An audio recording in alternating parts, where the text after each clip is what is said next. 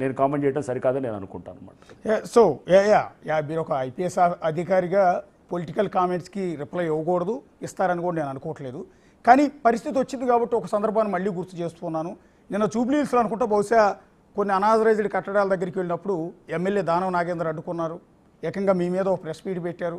కమిషనర్లు వస్తుంటారు పోతుంటారు, దానం నాగేందర్ లోకల్ అన్నాడు. అంతేకాకుండా హైడ్రా కమిషనర్గా ఆ పోస్టు రంగనాథ్ గారికి నచ్చలేదు అనుకుంటా అని ఇండైరెక్ట్గా మీకు ఒక వార్నింగ్ లాంటిది కూడా ఇచ్చే ప్రయత్నం. వార్నింగ్ అంటారా, ఆ భాష కరెక్ట్ అయిన కాదు నాకు అర్థం కావట్లేదు. బట్ ఆయన అన్న తీరును మీకు చెప్తూ ఉన్నాను. ఇలాంటివి విన్నప్పుడు మీకు కొంత ఇబ్బంది అనిపించట్లా? ఒకటి అశోక్ గారు, ఇవన్నిటినీ లేకుండా మాకు ఇచ్చిన లక్ష్యాన్ని క్లియర్గా ఆ లక్ష్య దిశగా నేను పోతాము. వీళ్ళు అన్నారు, అలా అన్నారు, వాళ్ళు అన్నారు, ప్రతిదాని నుంచి నేను ఏదో చేసి నా అసలు లక్ష్యాన్ని పక్కన పోయి నేను ఏదో ఇవన్నిటి మీద నేను డిస్టర్బ్ అవ్వదలుచుకోలేదు. సో ఫోకస్గా మనం చేయాలి. ఇదొక నాకు మంచి అవకాశం, సిటీని మనం మంచి దీన్ని చేయడానికి. బహుశా నా పోస్టింగ్స్ అన్నింటిలో కూడా ఇది one of the I treat it as very very important. అన్నిటికన్నా సిగ్నిఫికెంట్ పోస్టింగ్గా తీసుకుంటాను. ఎందుకంటే ఇంత ఇంపాక్ట్ చేయగలిగేటటువంటిది ఒక పోస్టింగ్లో చేయడం అనేది బహుశా నా అదృష్టం ఉంటుంది. గవర్నమెంట్ కూడా ఇంత ఏంటంటే ఒక లక్ష్యంతో వాళ్ళు పూర్తి మద్దతు ఇస్తూ దీనికి ఏది బడ్జెట్ కానీ లేకపోతే దీనికి ఇటు పవర్స్ కానివ్వండి, దీనికి స్టాఫింగ్ కానీ మాకు ఇచ్చే సిబ్బందిని కానివ్వండి, ఇవన్నీ కూడా ఇంత ఇస్తున్నప్పుడు డెఫినెట్లీ నేను నా లక్ష్యం మీద ఉంటుంది తప్ప కానీ పక్కన వచ్చే కామెంట్స్ మీద నేను అసలు ఏమాత్రం పట్టించుకోను అనమాట. తప్ప సార్.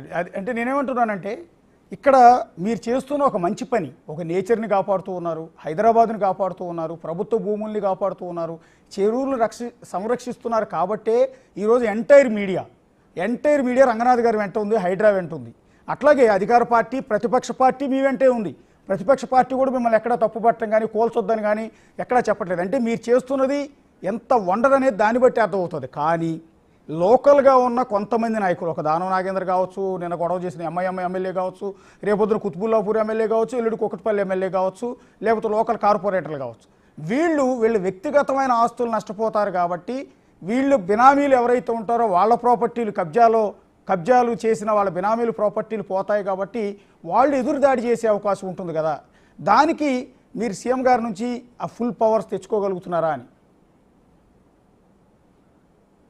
నేనే అంటే వాళ్ళు ఎవరైనా కానీ కూడా వాళ్ళ ఇండివిజువల్ వాళ్ళు ఉన్నదనుకోండి. సపోజ్ ఇప్పుడు ఎవరో మీరు అనేది some X MLA or Y ఎవరో కార్పొరేటర్ ఎవరో ఉన్నప్పుడు అతని ఆస్తులు డైరెక్ట్గా అది కూలగొట్టే ఇది చేస్తున్నారు.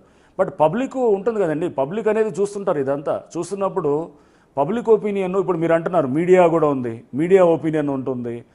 మీరు సోషల్ మీడియాలో నేను చూశాను కామెంట్స్ కూడా చూస్తే 100 ఉంటే 100కి 100 కూడా పాజిటివ్గా సపోర్ట్గా ఉన్నాయి. అంటే ప్రతి వాళ్ళు కూడా అంత రైట్ థింకింగ్ సిటిజన్స్ ఉంటున్నారు. ప్రతి వాళ్ళు మన భవిష్యత్తును మనం కాపాడుకోవాలి, ప్రభుత్వం ఇట్లాంటి ఒక సదుద్దేశంతో ఒకటి తీసుకొచ్చినప్పుడు దీన్ని మనం కాపాడుకోవాల్సింది మన అందరి బాధ్యత అని మీడియా వాళ్ళు అనుకుంటున్నారు, సిటిజన్స్ అనుకుంటున్నారు, ప్రతి వాళ్ళు కూడా రైట్ థింకింగ్ పీపుల్ అనుకున్నప్పుడు ఐ డోంట్ థింక్ నాకు పెద్ద కష్టమైన పనిగా నేనేం అనుకోవట్లేదు. ఎందుకంటే వీళ్ళందరే తీసుకెళ్తారు దీన్ని ఇన్స్టిట్యూషన్ని ముందుకి. దీని ముందుండి అంటే అందరు ప్రభుత్వం ఉన్నప్పుడు నడిపిస్తున్నారు.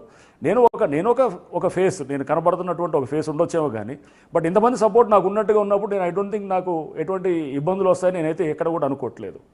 అంటే హైదరాబాద్లో కబ్జాలకు గురైపోయిన చెరువులను చూస్తే చాలామంది